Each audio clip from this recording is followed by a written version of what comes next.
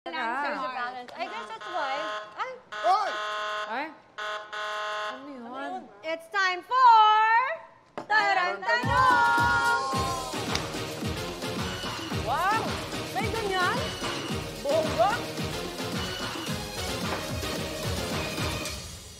Sakto yung timing. Sherry! Marjorie! Marjorie! Patay ako yung Ayan. Okay, Dahil ano kumain ka ng bitter. Wow, gusto ko na. Meron kang 5 seconds to answer. Mamaya ka na mag-explain. Okay? Yes! Okay. Yes No or no lang? explanation ha? Okay, ang aming tarantanong para sa'yo.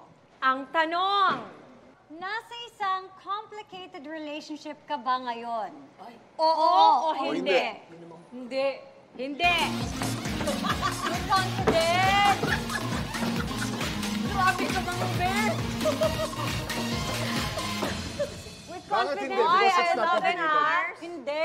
Bakit hindi? Kasi mahirap yung complicated relationship. Okay. Kailangan kahit complicated yung mga bagay-bagay sa labas ng buhay mo or sa buhay mo, kailangan yung put it in a positive perspective pa rin. So, Right. no. No, you No are not. complicated You are in a relationship, Any but it's not relationship. complicated. Yes. Yun. Gracia, maraming salamat sa Ampalaya and Smoke Sauce. Iba talaga ang style ng mga nanay. May stricto, may traditional, may makabago, at meron din naman talagang yung tinatawag na unique o kakaiba. Yes, kaya taas kamay ang mga kakaibang nanay. Yan ang pag-uusapan natin ngayon dito sa Mars Sharing Group natin, ang mga di-ordinaryong mommy. Kaya i-flex muna natin kung ano yung quality natin na hindi pang ordinaryong mommy.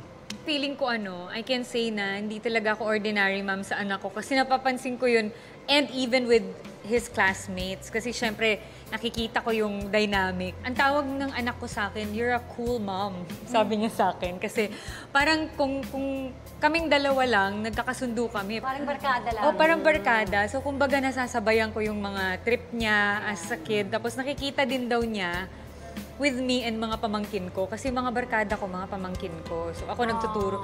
Yung mga, tas iba yung mga ginagawa ko sa ibang ginagawa ng mga moms. Like, for example, I do pole dancing. Gracia, ikaw naman. Ito I si guess Joe. I could say I'm both. What is ordinary for you? Ordinary for me when it comes to like school, at saka sa work, at saka sa curfew, doon nagiging nanay ako.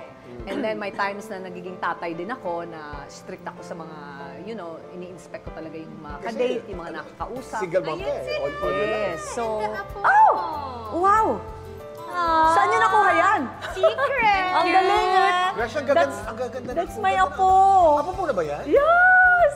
Ayan. Diba? Parang magkapatid lang, oh. So, non-ordinary naman, like Chevy, cool din ako, may times na barkada niya ako, especially now na may anak na siya, so nagbibigay ako ng mga tips. Ang feeling mo, yung mga values na naturo mo sa anak mo talagang solid, kahit na mag-isa ka lang at wala kang asawa?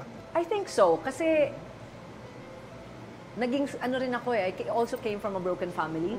So alam ko yung nararamdaman niya. Alam ko rin yung needs niya. So